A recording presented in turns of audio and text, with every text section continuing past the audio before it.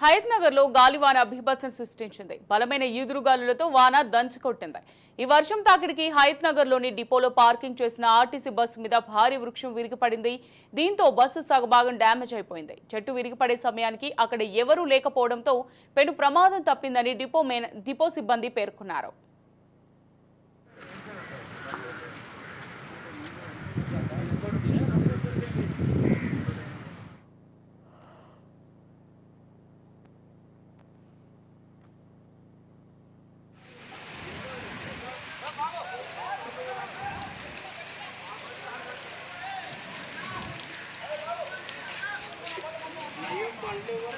ఇప్పుడు మేమే ఉంటుంది దాని కింద